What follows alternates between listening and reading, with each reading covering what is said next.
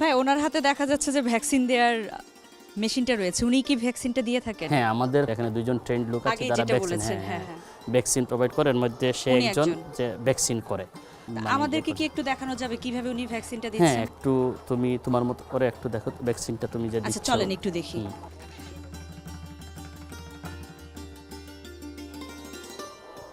এটার মধ্যে কি মেডিসিনটা আপনি আগেই দিয়ে রেখেছেন? এর আগে মেডিসিন দেওয়া হয়ে যায়।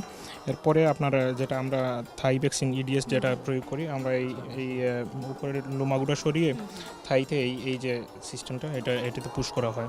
তিনটা ভাগে ভাগ করা রয়েছে, তো এটা কেন করেছেন? এইটা হচ্ছে শেষ স্টেজ, আমরা প্রোডাকশনে যাওয়ার আগে আচ্ছা। এখানে সর্বোচ্চ গ্রেডিং করার জন্য আমরা এখানে চারটা ভাগে, তিনটা না চারটা আচ্ছা। ভাগে বিভক্ত করা আছে, যে গ্রেড 1, গ্রেড 2, গ্রেড 3, অর্থাৎ এই বার্ডসটাকে ইউনিফর্ম করার জন্য এ গ্রেডে যেগুলো আছে এখানে রাখলাম, সেকেন্ড পার্টে বি গ্রেডগুলো, থার্ড পার্টে সি গ্রেডগুলো, আর যেগুলো আমরা কাল করে ফেলবো সেগুলো একেবারে ফোর্থ স্টেজে আছে এবং আচ্ছা। সেগুলো আমরা অলরেডি মার্কেটে সেল করে ফেলি। কি যখন ইউনিফর্মিটি চলে আসে তখন আমরা খাঁচায় উঠাই এবং সেটা 112 থেকে 119 দিনের মাথায় টুকরাটুকরি এবং ফিড ইনটেকটা যাতে ইজি হয় সেই জন্য আমরা ঠোঁটগুলোকে একটু পলিশ করে দিই, সমান করে দিই। প্রথম দিকের বাচ্চাগুলোকে আমরা ট্রাইমিং করেছিলাম, এখন আচ্ছা। ডিবেকিং করি। ডিবেকিং করলে তখন লং রানে তার প্রোডাক্টটা ভালো থাকে। এই ঠোঁটটা আপনারা কিভাবে কেটেছেন? এখানে আমাদের এটা ডিবেকিং মেশিন আছে, সেই আচ্ছা। ডিবেকিং মেশিনের মাধ্যমে ইলেকট্রিক হিট দিয়ে ওখানে কাটার আছে, সেই কাটার দিয়ে কাটার পরে ডিবেকিং মেশিনে একটু হিট দেওয়া হয়, সাথে সাথে তার ব্লিডিংটা বন্ধ হয়ে যায়। খাবারের মাধ্যমে সব কয়টা ভিটামিন নিশ্চিত করছে? হ্যাঁ, সেটা হচ্ছে আমরা যে কোম্পানির থেকে নিয়ে আসি আমরা চেষ্টা করি ওখানে মানসম্মত খাবার আমরা মাঝে মধ্যে টেস্টে পাঠাই, সেই টেস্ট রিপোর্টগুলো আমরা দেখি যে ফিডটা ঠিক আছে কিনা, আর রেপুটেড কোম্পানি সবসময় এটা মেনটেন করার হ্যাঁ, চেষ্টা। তা তো অবশ্যই।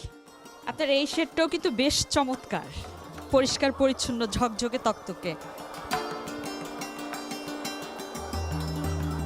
ভাই, অন্য যে ডিমগুলো আমরা সেই ডিমগুলো যখন দেখি যে বেশ খসখসে থাকে, কিন্তু এই ডিমের এটা খুব সফট, এটা কি না, সেটা অর্গানিক বলে? প্রত্যেকটা ডিম দেখেন, এভরি ইন্ডিভিজুয়াল ডিমকে দেখেন, আপনি তার কালার দেখেন, মানে হ্যাঁ। ফিডের কোয়ালিটি যে ভালো, ভুট্টার কোয়ালিটি যে ভালো সেটা তার প্রমাণ। ডিমের রং দেখলেই বোঝা যায় বা তার দেখলেই বোঝা যায় প্রত্যেকটা এগ্রেডেড ডিম আসছে এখানে। সাইজ এগুলো হচ্ছে আপনার যখন এইজ যত বড় হবে, বার্ডস এইজ যত বাড়বে তখন ডিমের সাইজগুলো আস্তে আস্তে বড় হইতে থাকবে আচ্ছা। বা ইয়কগুলো আস্তে আস্তে বড় হবে, সেটা তার স্বাভাবিক এটা। আচ্ছা আপনি দেখেন তো- ডিম ভাঙলে তো কুসুমটা কি ছড়িয়ে যায়? না, আমাদের ডিমগুলা যখন আপনি করবেন তখন তার কুসুমটা একটু ডিফারেন্ট, মানে একটু হলদে টাইপের, একেবারে পৃথকভাবে থাকবে। কুসুমটা এক জায়গায় থাকবে, ইয়েটা তার পাশে ছড়ানো থাকবে। আমাদেরকে একটু ভেঙে দেখা। হ্যাঁ, অবশ্যই।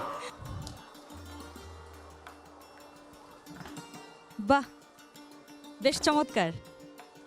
আচ্ছা, আমরা কিন্তু ডিম যখন ভাঙি তখন কিন্তু কুসুমটা একেবারে ছড়িয়ে ছিটিয়ে যায়, এটা কিন্তু এটা এটা বেসিক্যালি ডিমের কোয়ালিটির কারণে আচ্ছা। হয়।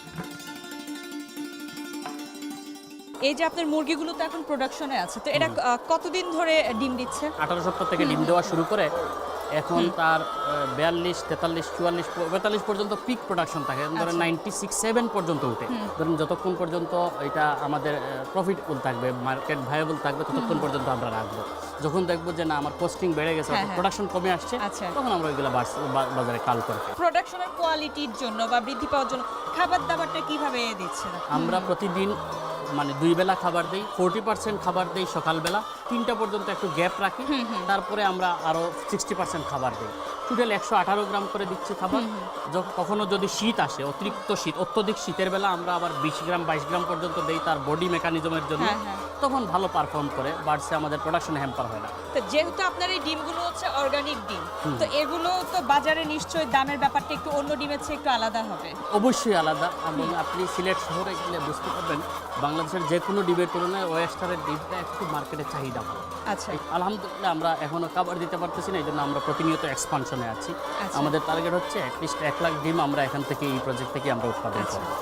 সিলেটের বাজার ছাড়িয়ে সারা বাংলাদেশে আপনাদের এই অর্গানিক ডিমগুলোকে ছড়িয়ে দেওয়ার জন্য, এবং সেই সাথে সাথে আপনাদের তো একটা লক্ষ্যমাত্রা রয়েছে, তো সেটা অর্জনের জন্য আপনাদের কি কোনো রকম পদক্ষেপ বা চাওয়া পাওয়া কি রয়েছে? আগে আমার ঘরটাকে ঠিক করে তারপরেই আমরা হ্যাঁ, এক্সপানশনে অবশ্যই। যাওয়ার ইচ্ছা। তো আমরা চাচ্ছি সিলেটের অন্তত প্রথম দিকে সিলেটের অন্তত 50% আমরা হ্যাঁ, খাবার দেওয়ার পরে অন্তত এর বাইরে থিঙ্ক করবো।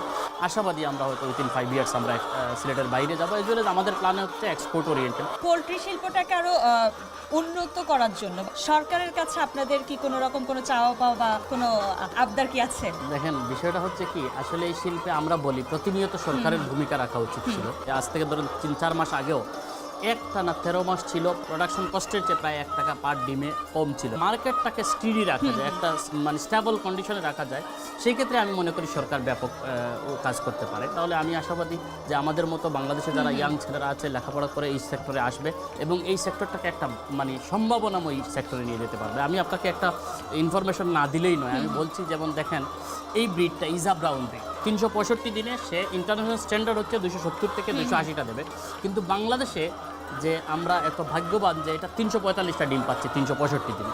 তো সেটাই আমরা বলবো যে এক্ষেত্রে সরকারের করণীয় হচ্ছে যাতে এই মার্কেটটাকে নিয়মিত মনিটরিংয়ের আওতায় নিয়ে এসে যাতে স্টেবল কন্ডিশনে রাখা যায়, প্রোডাকশন ফ্লাকচুয়েট যাতে না করে। মাঝে মধ্যে দেখা যায় যে আমরা যখন ভ্যাকসিন দেওয়া শুরু করলাম তখন হঠাৎ করে দেখা যায় কিছু ভ্যাকসিন মার্কেটের শর্ট, তখন ওই ভ্যাকসিনটা আমরা করতে পারি না। সরকার ইদানিং চেষ্টা করতেছে ভ্যাকসিন উৎপাদনের জন্য, কারণ ইম্পোর্ট ওরিয়েন্টেড হলে মাঝে মধ্যে মিসিং হয়, যেটা আসলে আমরা অনেক সময় প্রবলেমে পড়ি। সেই ক্ষেত্রে আমরা বলবো যে টোটাল ভ্যাকসিনেশনসটা যাতে বাংলাদেশে উৎপাদন হয়। তো এই পোলট্রির পাশাপাশি ভাই আপনারা কি কি রয়েছে? ওখানে ফিশ উৎপাদন করি, আচ্ছা, এবং ফিশের পাশাপাশি আরও কিছু ভেজিটেবলস বা বিভিন্ন ধরনের ফ্রুটস আমরা উৎপাদন করি।